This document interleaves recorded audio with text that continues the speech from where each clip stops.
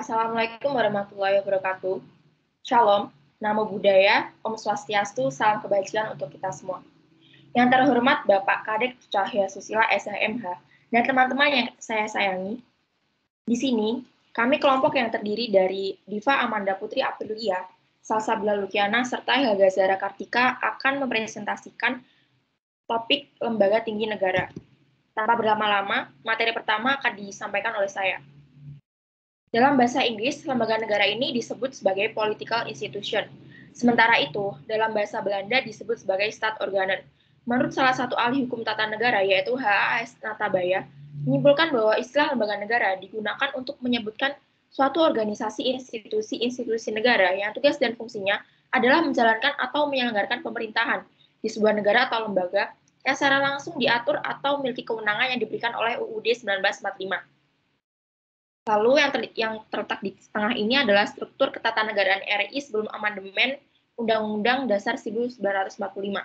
Di situ terlihat bahwa MPR dan UUD 1945 merupakan lembaga tertinggi negara yang membawai langsung yaitu DPR, Presiden, BPK, DPA, dan MA selaku lembaga tinggi negara yang memiliki kedudukan sejajar. Lalu di sebelah kanan yaitu garis besar tugas umum lembaga negara, yaitu yang pertama menjaga kestabilan dan stabilitas keamanan, politik, hukum, HAM, dan budaya, menciptakan suatu lingkungan yang kondusif, aman, dan harmoni, serta menjadi badan penghubung antara negara dan rakyatnya. Lalu di sini adalah struktur ketatanegaraan setelah amandemen. Terdapat beberapa perubahan, yang paling mencolok adalah di sini MPR tidak bersama UUD 1945 sebagai lembaga tertinggi, melainkan menjadi lembaga tinggi negara sejajar dengan lembaga tinggi negara lainnya. Lalu di sini MPR terdiri dari DPR dan DPD, ada BPK, Presiden, Wapres, serta ada lembaga tinggi negara yang baru terbentuk setelah amandemen, yaitu MK dan KY, dan di samping itu juga ada lembaga tinggi negara yang dihapuskan, yaitu DPA. Kita masuk ke materi MPR. Di sini ada perubahan atau perbedaan tugas dan wewenang MPR sebelum dan sesudah amandemen. Sebelum amandemen, MPR tersebut merupakan lembaga tertinggi negara, lalu membuat putusan yang tidak dapat ditentang oleh lembaga negara lain, termasuk menetapkan garis-garis besar haluan negara atau GBHN yang pelaksanaannya dimandatkan pada Presiden. Lalu mengangkat Presiden dan Wakil Presiden, dan tugas serta wewenangnya sudah amandemen adalah MPR tidak lagi menjadi lembaga tertinggi, melainkan menjadi lembaga tinggi sejajar dengan lembaga lainnya. Lalu mengubah dan menetapkan Undang-Undang Dasar dan melantik Presiden dan Wakil Presiden. Untuk materi selanjutnya akan disampaikan oleh rekan saya, yaitu Diva. Baiklah, terima kasih Salsa. Di sini saya akan menjelaskan tentang Presiden dan Wakil Presiden. Presiden dan Wakil Presiden sendiri adalah lembaga yang berwenang menjalankan pemerintahan. Sebelum amandemen, tugas Presiden dan Wakil Presiden adalah menetapkan peraturan pemerintah pengganti undang-undang dalam situasi yang memaksa. Lalu menetapkan peraturan pemerintah. Yang ketiga, mengangkat dan memberhentikan menteri-menteri. Sesudah amandemen, tugasnya adalah memilih hakim agung berdasarkan pengajuan KY dan disetujui oleh DPR. Lalu meresmikan anggota BPK yang dipilih oleh DPR dengan memperhatikan pertimbangan DPD. Dan yang ketiga, memegang kekuasaan pemerintahan menurut UUD. Boleh di next. Selanjutnya ada DPR. DPR adalah Dewan Perwakilan Rakyat, yang pemilihannya dipilih langsung oleh seluruh rakyat Indonesia.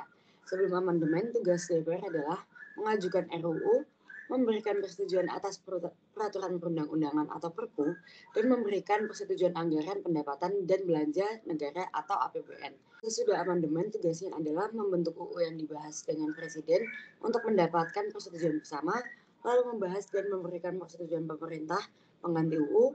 Yang ketiga, menerima dan membahas usulan RUU yang diajukan DPD yang berkaitan dengan bidang tertentu dan menginstruksikannya dalam pembahasan. Boleh di next. Selanjutnya ada DPD.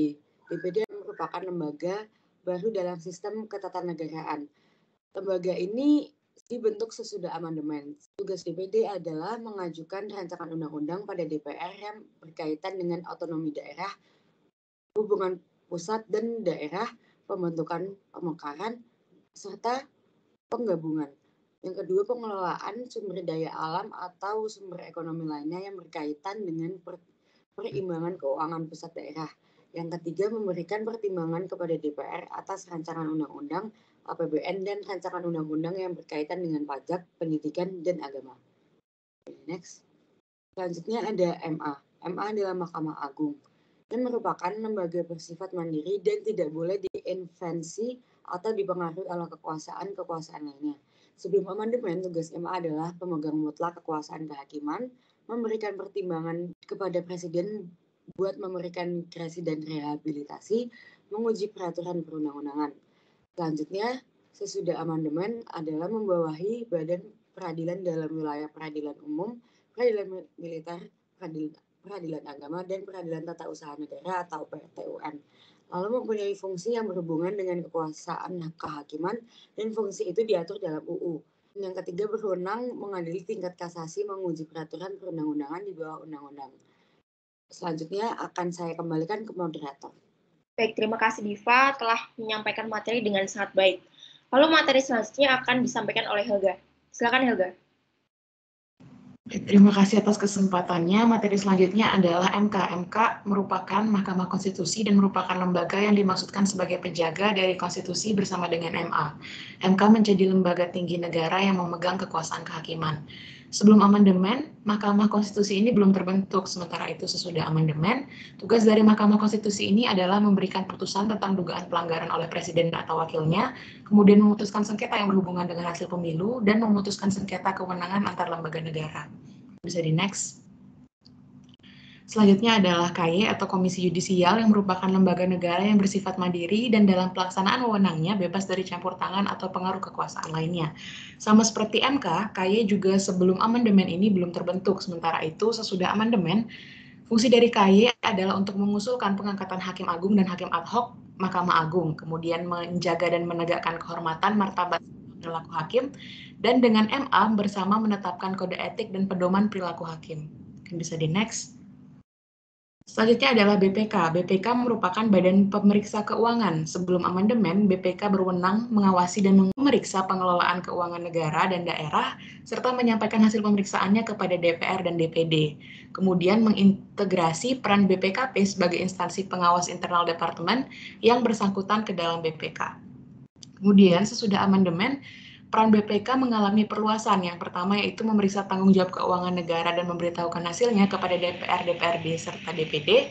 Kemudian memeriksa semua pelaksanaan APBN dan memeriksa tanggung jawab pemerintah tentang keuangan negara. Selanjutnya. Dan yang terakhir yaitu adalah DPA. DPA merupakan singkatan dari Dewan Pertimbangan Agung. Dewan Pertimbangan Agung ini hanya ada sebelum amandemen. Sementara itu sesudah amandemen, DPA ini dihapuskan. Sebelum amandemen, peran DPA adalah untuk memberikan masukan atau pertimbangan kepada Presiden. Kemudian DPA dibentuk berdasarkan pasal 16 UUD 1945 sebelum amandemen dan berkewajiban memberi jawaban atas pertanyaan Presiden dan berhak mengajukan usul kepada pemerintah. Sekian yang dapat saya sampaikan, saya kembalikan kepada moderator. Baik, terima kasih Helga telah menyampaikan materi dengan sangat baik. Lalu telah usai sesi presentasi kami di kesempatan kali ini. Kurang lebihnya mohon maaf. Wassalamualaikum warahmatullahi wabarakatuh. Shalom, Namo Buddhaya, Om Swastiastu, salam kebajikan untuk kita semua.